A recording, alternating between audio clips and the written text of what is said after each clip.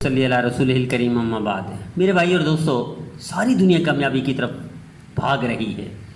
دیندار لوگوں کو بھی کامیابی چاہیے، دنیاوی بھی، اخروی بھی، اور کافر کو بھی کامیابی چاہیے. کامیابی کا پہلا پتھر، پہلی اینٹ، پہلا زینہ، پہلی سیڑھی.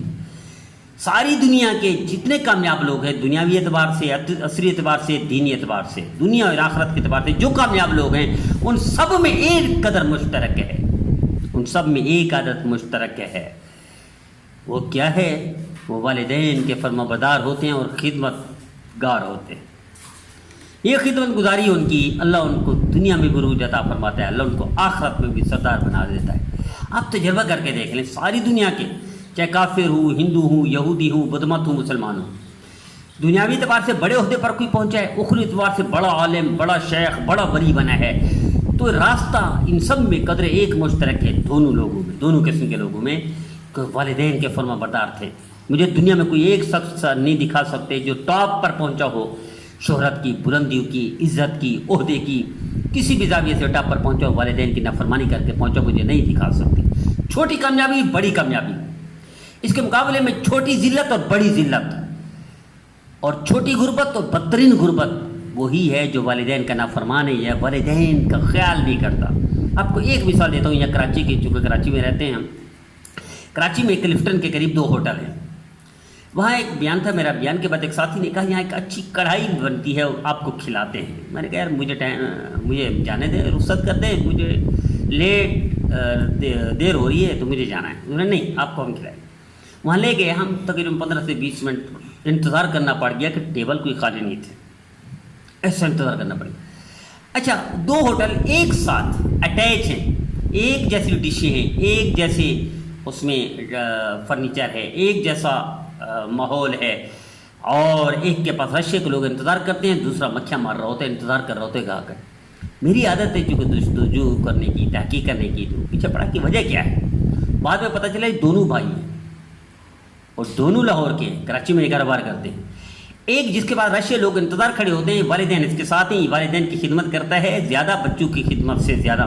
اور دوسرا والدین سے الگ ہے، بیوی بچوں کے ساتھ ہے، 8ویں دن آتا ہے والدین کا پوچھنے کے لیے، اس لیے دنیاوی اعتبار سے بھی پیچھے. میرے دیدو دعوے سے کہتا ہوں، اب دنیا میں کوئی شخص مجھے نہیں دکھا سکتے جو کامیابی پر پہنچا ہو والدین کی نافرمانی کر کے، اور دنیا میں کوئی نہیں دکھا سکتے جو ناکام ہوا ہو والدین کی فرما برداری کر کے. بدترین غربت کے دن وہی گزارتا ہے جو والدین کی نافرمانی کرتا ہے. بدترین پریشانی میں وہی جاتا ہے جو والدین کی نافرمانی کرتا ہے. اور اعلیٰ اور چاہے بدترین شعبے کا بندہ ہو، لیکن کامیابی والدین کے قدموں سے ملتی ہے. آپ اندازہ کر لیں. میں آپ کو ایک مثال دیتا ہوں، پہلے بھی عرض کر چکا ہوں. ہندوؤں کا ایک شعبہ فلم ان کا مذہب میں شامل ہے ہندو کی، اور اس میں ایک نام ہے امیتابھ بچن، انڈیا کا ہے. اس کا پروٹوکول وزیر اعظم کے برابر ہے. وہ شہرت کی بلندیوں پر، مالداری کی بلندیوں پر پہنچا ہے. یہاں پاکستان کراچی کے صحافی گئے ایکسپریس کے، انٹرویو لیا، کرتے انٹرویو کافی لمبا تھا. اس نے آخر میں کہا میرا دل کرتا ہے لیل پور کو چوم لوں، دھرتی کو. لیل پور ہمارے پاکستان میں فیصل آباد کا پرانا نام ہے. صحافی نے کہا یہ تو فیصل آباد کا نام ہے، پرانا نام ہے. پاکستان میں آپ ہندو، انڈیا کے، پاکستان سے نفرت کرتے ہیں، تو آپ کیوں چومنا چاہتے ہیں؟ تو اس نے کہا ہاں، وجہ یہ ہے کہ میری ماں، کیا میں پاکستان سے پہلے لیل پور میں رہتی تھی اور غریب تھی، ننگے پاؤں چلتی تھی. میرا دل کرتے جہاں میری ماں ننگے پاؤں چلتی رہی اس دھرتی کو چوم لوں. آپ اندازہ کریں، جو شخص وہ دھرتی کو بھی چومنا چاہتا ہے جہاں ماں ننگے پاؤں چلتی رہی ہو، وہ نافرمانی کرے گا؟ نہیں. اس لیے اس کو ٹاپ پر پہنچے، چاہے گھٹیا شعبہ ہے، فلم کا شعبہ ہے، لیکن اس شعبے میں بھی کامیاب پہنچ جائے. آپ دنیا کا کوئی شعبہ دیکھ لیں، کوئی آپ کو نہیں ملے گا کامیابی پر جو والدین کی نافرمانی کر کے کامیاب ہو جائے. اور دنیا میں دیکھ لیں کہ والدین کی نافرمانی کے ناکام نہ ہو اور پریشانی کا شکار نہ ہو کوئی بھی. 2 بھائی میں جانتا ہوں یہاں کراچی میں، ایک بڑا بلڈر بن گیا، اس کی کئی سوسائٹی ہیں، ایک بیچارہ غریب ہوا. کیوں یہ غریب کیوں ہوا؟ ان کے پاس ایک مکان تھا، والد سے فوت ہونے لگے تو اس نے کہا بیٹا میں کسی بھی وقت فوت ہو سکتا ہوں، یہ ایک مکان ہے، آپ اپنے بھائی کو دے دیں، وہ معذور ہے ایک قسم کا، اللہ آپ کو دے دے گا. اس نے والدین کی بات کو لے لیا اور دے دیا، وقف کر دیا. ٹھیک ہے، میں جائیداد سے کوئی تعلق نہیں میرا. یہ گھر ہے، بلڈنگ ہے، 3 ٹرپل اسٹوری، یہ بھائی کے لیے. آپ یقین کرو اس بھائی کے پاس آج بھی وہ ٹرپل اسٹوری ہے، وہ معذور ہے، بیٹوں والا ہے. لیکن وہ جو والدین کے کہنے پر، والد کے کہنے پر بھائی کے لیے وقف کیا تھا، اللہ نے سوسائٹیوں کا مالک بنایا۔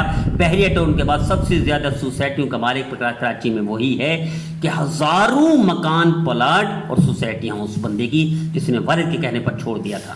میرے عزیزوں، میں دعوے سے کہتا ہوں، آپ پوری تاریخ اٹھا کر دیکھ لیں، کوئی بھی شخص جو ٹاپ پر پہنچا ہے والدین کی فرما برداری کر کے، کوئی بھی شخص جو ذلت میں پہنچا ہے اور غربت میں پہنچا ہے، پریشانی میں پہنچا ہے، یا کسی نے بدترین بیماری مرض میں شکار ہوا ہے، یا اولاد نافرمانے، بیوی نافرمانے اور چوٹے ذلت کی زندگی گزار رہا ہے، وہی ہے جو والدین کے ساتھ اپ اینڈ ڈاؤن کرتا ہے اور دل توڑتا ہے اور ان کی خدمت نہیں کرتا، نافرمانیاں کرتا ہے، یہ ذلیل ہو کر۔ مجھے کوئی ایک بندہ دکھا دے جو والدین کا فرمانبردار ہو اور اچھی موت نہ مرا ہو، کوئی ایک بندہ دکھا دے والدین کو دکھ دیا اور ذلت کی موت، کتے کی موت نہ مرا ہو۔ میں ایک اور چیلنج دیتا ہوں، پوری دنیا میں مجھے کوئی ایک پاگل دکھا دے جو والدین کا فرمانبردار اور پاگل ہوا ہو۔ پوری دنیا میں جتنے پاگل ہیں، مسلمان یا غیر مسلم، وہی ہیں جو والدین کے نافرمان ہیں یا دکھ دیا ہے، یا تو پاگل مریں گے یا کتے کی موت مریں گے یا بدترین زندگی کی وہ گزار کر، اور ان کی اولاد بیوی بھی نافرمان ہو گئے، کتے کی موت مریں گے۔ آئیے ہم اللہ کے رسول کی فرمانبرداری کرتے ہوئے والدین کو